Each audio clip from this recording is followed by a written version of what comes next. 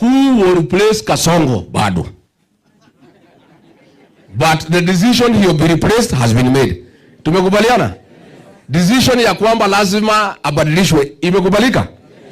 As to who, bado. Mazungumzo yanaendelea? Tuendelee kuzungumza tusizungumuze. So that is one. So Star newspaper, don't waste your newspaper trying to bring confusion. You cannot confuse anybody. We are too intelligent. We know whom we are dealing with. We are careful. We are treading very carefully this time. Once bitten, twice shy. Kasongo cannot con us for a second time. We will be foolish. Alikuja na Biblia, kadanganya hawa na sisi, tukaanguka mtego. Sasa hata siku hizi ukisema Bwana asifiwe, tuna hesitate kabla ya kusema amina. Tunaangalia ni nani anasema Bwana asifiwe. Sasa hao maaskofu wakisema Bwana asifiwe, tunasema amen. Haraka. Two deception. Those two things are never forgiven in this mountain. Betrayal has no remedy. Deception has no remedy. Ulisaliti hii jamii na umetudanganya. Then on top of that, umetangaza vita kwa hii jamii. Na hapo ndio shida yetu na wewe iko.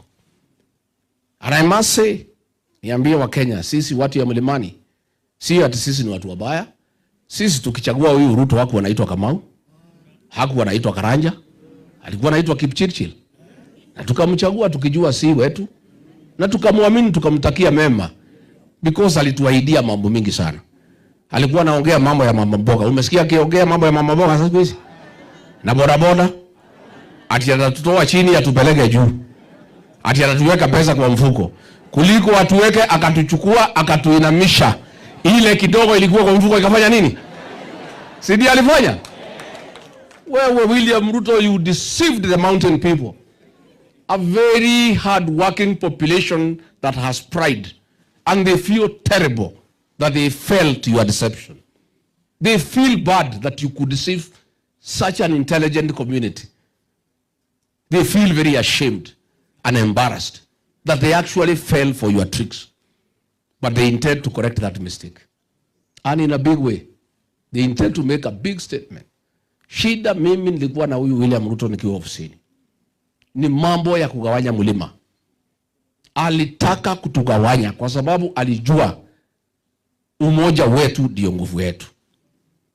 Akaanza kugawanya Mount Kenya East na Mount Kenya West. Juzi ametuma kwa mlima. Inawezekana? Ni ujinga si ujinga? Mlima hapana mpaka, mlima ni jamii. Really? This mountain is not about borders. It's not about this physical mountain. It's a people who speak the same language and who see things the same way. Ya kufukuza ni tamu si tamu?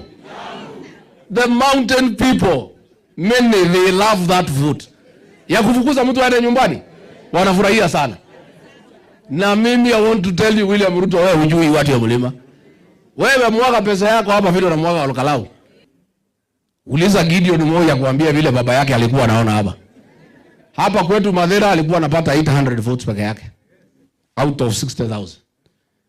Hapa mlimani hakuna pahali William Ruto, there is no constituency atafikisha kula 1,000 in this mountain. Githunguri atafikisha ngapi? Iko kitu atafikisha Githunguri?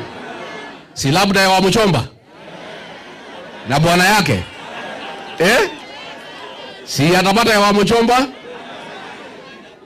Sasa. So, mimi nikwambie number 2. Why we have a problem with William Ruto.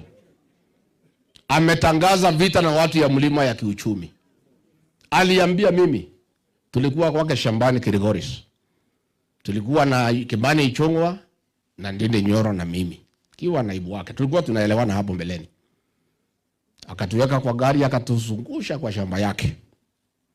Hapo Kirigoris. Akitudanganya. Sasa wewe Rigiji unajua utazeeka. Wacha nikutafutie shamba hapa ukuje ukue jirani. Ndio tukistaafu tukue tunatembeleana.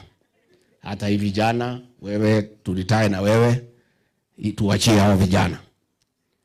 So wewe Ichung'wa takutafutia eka 100, wewe Dende 100, wewe Rigiji 300, mweke manyumba hapa tukue majirani tukiritaya. Uongo tu, mimi namwangalia tu. Mimi nilikuwa nimemsoma haraka. Nikaona Ichung'wa anafurahi. Dende anafurahi. Na hapo ndiye alianza kudanganya hao vijana wawili. That is where he started cheating them. That ya kwamba ati ataniambia mimi tulitae na yeye ati hivi vijana wachukue. He started appetizing them, kuwaleta karibu.